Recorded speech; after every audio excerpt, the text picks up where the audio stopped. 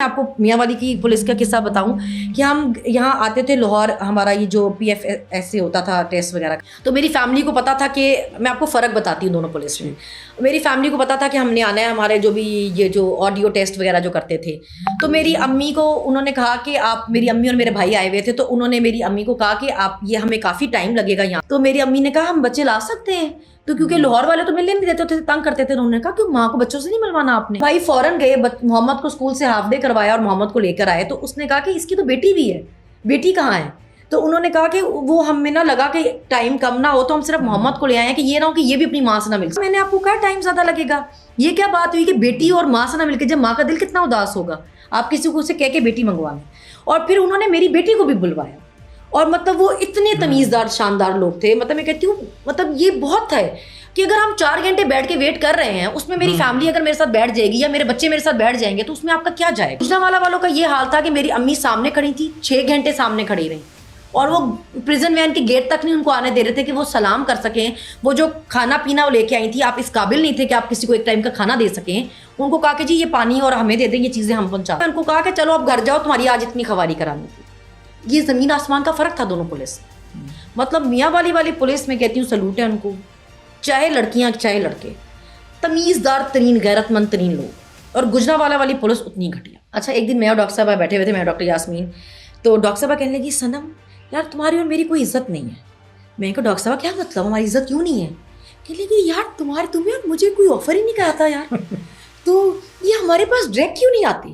ہمارے لیے ادھر ادھر کیوں پیغام بھیجتے ہیں، کبھی گھر والوں کے پاس، کبھی کدھر، کبھی کسی دوست کو کہتے ہیں، کبھی کدھر جاتے ہیں، یہ ہمارے پاس ڈائریکٹ کیوں نہیں آتے؟ میں نے کہا ڈاکٹر صاحب آپ کیا بات کریے کہ ہماری عزت نہیں ہے؟ سوچیں ہماری دہشت کتنی ہے کہ مطلب ان کی اتنی جرت نہیں ہوتی کہ ہمیں ڈائریکٹ آ کے کوئی بات کر سکیں. ان کی اتنی جرت نہیں تھی کہ ہمیں ڈائریکٹ آ کے کہہ سکیں کہ بھی آپ نے یہ کرنا ہے، یہ کرنا ہے، یہ کر دیں تو اس طرح کر دیں گے. یہ ادھر ادھر تھرو میسیجز بھیجتے تھے. آپ نے پہلے سن بھی لیا ہوگا، ایک جج صاحب ایک دفعہ آئے، ایک انٹرویو میں بتا بھی دیا تھا. پھر ہمارے دوستوں سے بھی کچھ کانٹیکٹ ہوئے کہ جی آپ کی بڑی اچھی دوستی ہیں، کچھ جرنلسٹ جو ہوا کہ جی آپ جائیں اور آپ کہیں. اور میسیجز ہر دفعہ ڈفرینٹ ہوتے تھے نا، کہ کبھی ان کو کہیں کہ جی منہ بند کر لیں تھوڑی دیر کے لیے. میں لیٹر لکھتی رہتی تھی تو جی ان کو کہ لیٹر لکھنا چھوڑ دیں.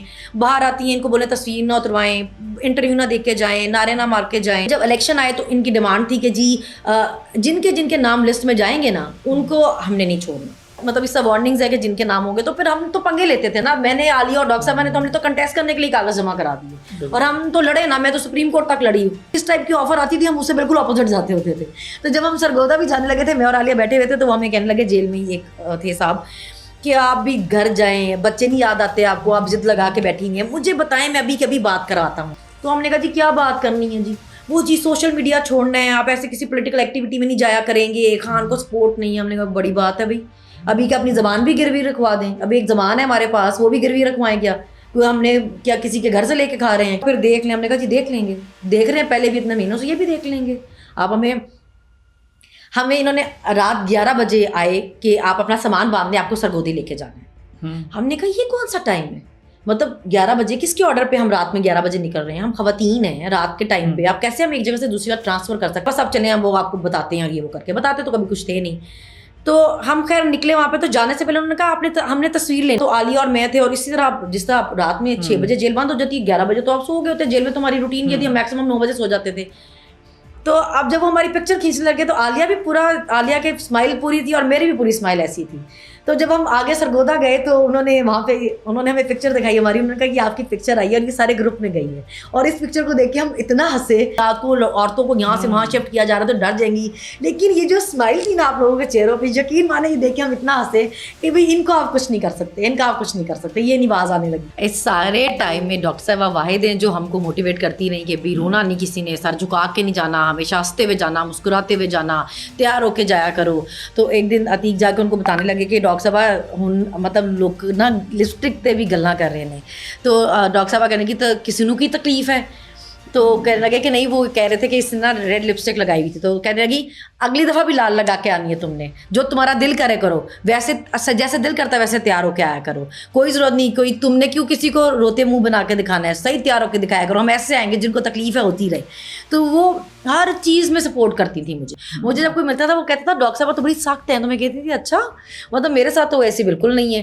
مطلب مجھے تو وہ ہر چیز میں گائیڈ کرتی تھیں. اور اس سارے ٹائم میں نے صرف ان کو ایک دفعہ روتے دیکھا ہے, اور وہ بہت روئی اس دن کہ جو سپرنٹینڈنٹ فیمیل آئی ہوئی تھی ان کو ان کا لاک اپ کھول کے ان کو بھی باہر نکالنا پڑا, کیونکہ وہ جب ہمیں لے کے جا رہے تھے. اور انہوں نے مجھے کہا کہ میں نے تمہیں کہا تھا کہ اپنی ضمانتیں کرواؤ, میں نے تمہیں کہا تھا ڈرنا مت اور جیل میں مت بیٹھنا, ان کو مقابلہ کرنا ان کا, تو یہ میری وجہ سے تمہیں لے کے جا رہے ہیں. تو پھر میں نے ان کو کہا ڈاکٹر صاحب آپ کیا بات کر رہی ہیں, انہوں نے جس کے ساتھ جو کرنا ہے انہوں نے کرنا ہے, اس کے لیے نہ آپ ذمہ دار ہیں نہ میں ذمہ دار ہوں نہ کوئی اور پھر اب میں یہ تو کوئی بات نہیں ہے نا کہ میں ان کا مقابلہ بھی کروں اور پھر میں اس پریشانی میں بھی رہوں کہ ڈاکٹر صاحبہ بھی وہاں پہ پریشان ہوں گی.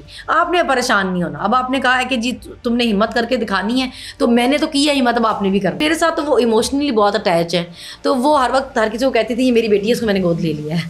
تو تو ابھی بھی میں کیونکہ ان کی فیملی سے ان ٹچ ہوں, میں ان کے ہسبینڈ کے ساتھ بالکل رابطے میں رہتی ہوں. میں آج بھی انکل کو چھیڑی تھی, انکل کہتے ہیں یہ مجھے ہر وقت تنگ کرتی رہتی ہے.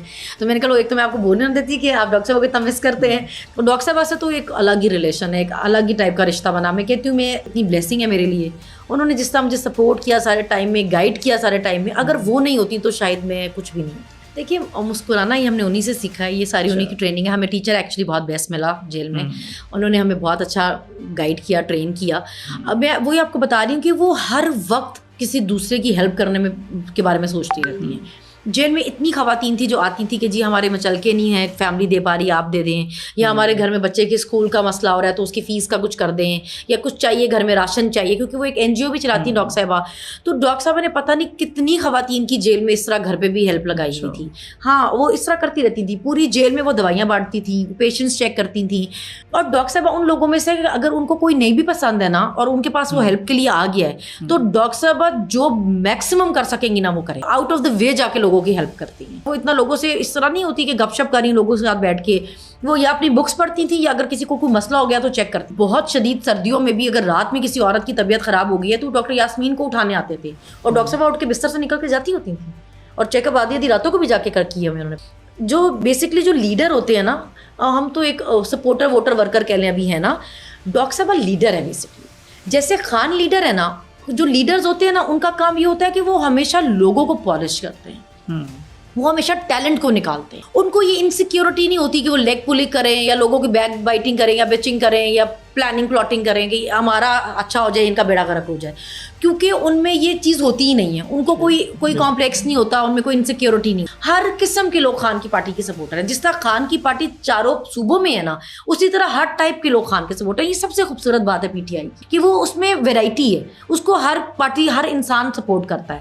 اور خان نے کبھی یہ نہیں دیکھا کہ کسی کو پروموٹ کر رہا ہے کہ جیسے باقی پارٹیز میں ہوتا ہے کہ ہمارے کچن چلا لیں گے, ہمیں فائنینشلی سپورٹ کریں گے تو ایسے لوگوں کو ٹکٹس دے دیں یا ایسے لوگوں کو آگے لے کے آئیں, جس طرح باقی پارٹیوں میں ہوتا ہے.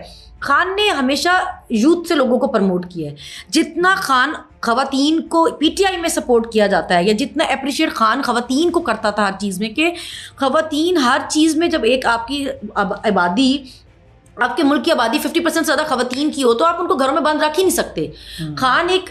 خان کے پاس ایک ویژن ہے, وہ ایک پڑھا لکھا ایک سمجھدار انسان ہے, تو اس لیے وہ ہمیشہ خواتین کو پروموٹ کرتا رہا ہے کہ آپ لوگوں میں ٹیلنٹ ہے, آپ قابل عزت ہے, میری خواتین, وہ ہمیشہ کر کے بات کرتے رہے, رسپیکٹ دیتے رہے ہمیشہ.